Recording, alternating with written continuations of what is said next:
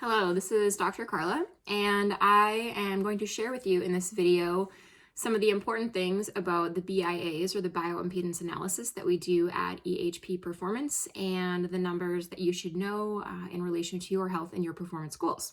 So first and foremost, what is a BIA?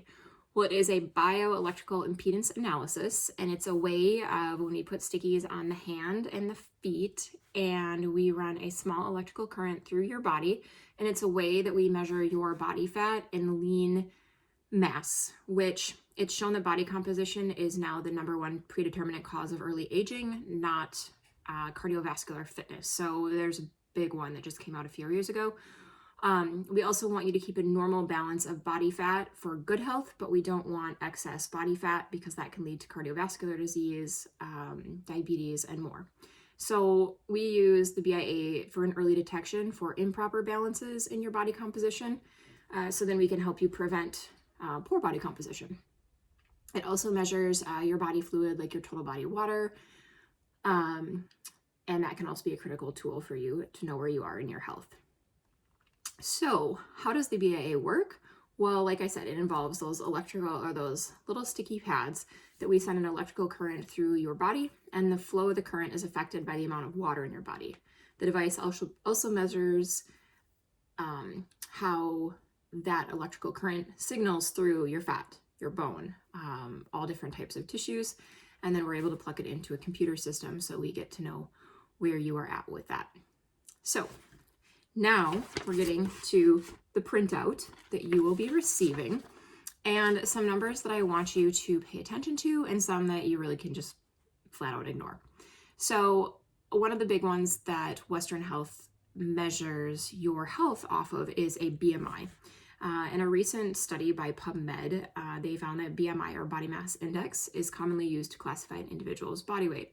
However, in the case of athletes who may have a higher body weight due to lean body mass, BMI may lead to misclassification of the athlete as overweight or obese. And this is really common, actually, because, as you know, muscle weighs way more than fat. So thus, both BMI and body composition assessment should be conducted before determining if an athlete is overweight or obese.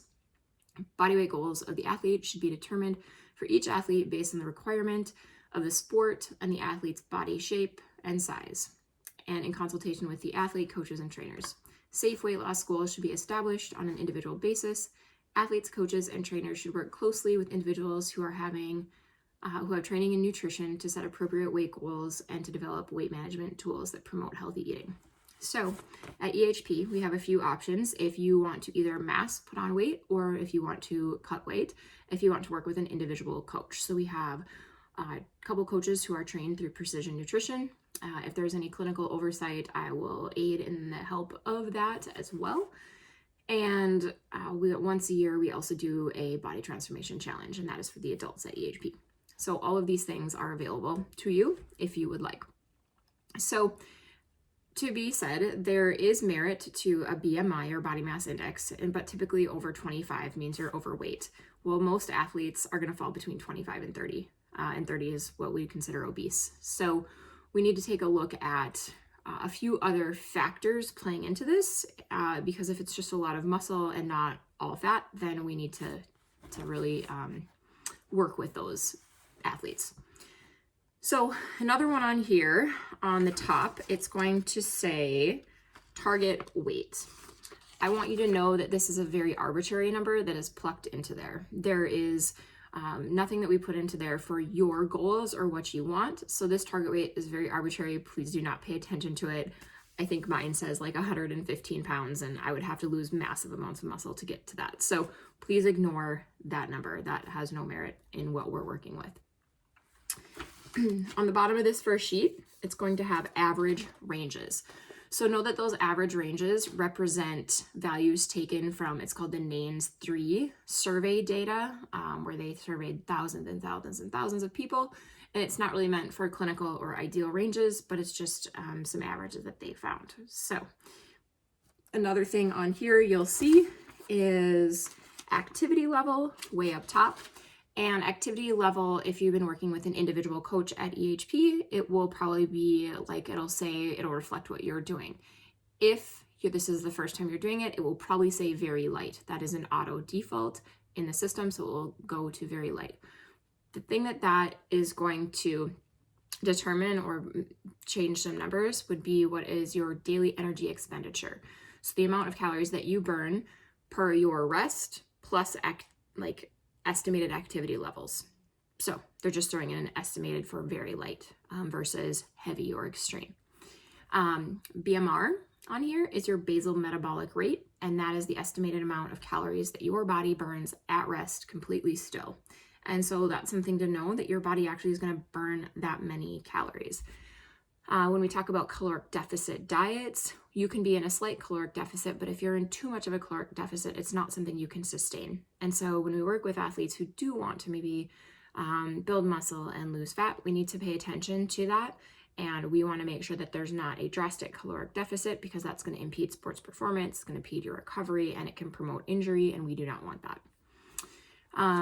When we get to the second page, if you have had more than one of these, it'll print it out and so you can compare your results. But going down this list, you're going to see fat, which is the amount of fat that your body is composed of. It will also come up with your body fat percentage. Bone mineral content is BMC, and this gets really important when you're an aging female. This is not a gold standard such as a DEXA scan or other tests like that. But if we're working with a female and we see BMC dropping, we're going to refer you and make sure that you do get the appropriate test to make sure that you are maintaining good bone health. LST is lean soft tissue. So that is the amount of skeletal muscle plus like your organs, your tendons, your fascia. So that's all of the lean soft tissue. SMM is skeletal muscle mass. So that is how much muscle you are made up of. So that's an important one. We'll talk about that in a little bit. TBW is total body water. And this is how much your body weight in water is, which is why it's super important that we keep you hydrated. We don't want you to be training and trying to improve your sports and performance goals with muscles that look and feel like beef jerky. So we need to keep you hydrated. The other one we want to pay attention to a little bit is the IWC and EWC percentages, which is the intracellular fluid and extracellular fluid levels. What that means is you have cells in your body, and there's water that is inside that cell and outside the cell. If you have too high of extracellular fluid levels, that means you're bloated. Like your body, your cells can't actually take in that fluid and use it as energy. And so there could be a big reason for that. You could be dehydrated, you could have electrolyte imbalance, or you could have, you might be like low in omega fatty acids so that the cell is not permeable and things are not able to pass. So those are all things that we like to look at and make sure that you are having appropriate levels and make sure that you're staying healthy. So what does all of this mean for you? So when working with the type of training that we do at EHP and working with the nutritional guidance set forth, you can typically expect an increase in skeletal muscle mass and likely a decrease in fat mass, or fat might stay the same, just depending upon what your goals are. So overall, we're looking to create a healthier, leaner body in you. Depending upon how fast you might gain muscle mass, the number on the scale might not change. Like you might gain 5 pounds of muscle and lose 5 of fat, but that's going to drastically change the type of person that you are. So if you're hydrating, you're sleeping, you're eating the recommended amounts of food on the food list that you are provided, or if you're working with an online individual nutrition coach, you could expect to start forming muscle and probably leaning out, unless you're just working solely on massing, and then you're going to look to actually gain fat and muscle. So those are very particular athletes who want to achieve something like that. So throughout this, you might notice that your clothes might start to fit differently, some areas looser, some areas tighter, just depending upon where your body puts on that muscle. So just a few things for insight so you know how to render this and look at this.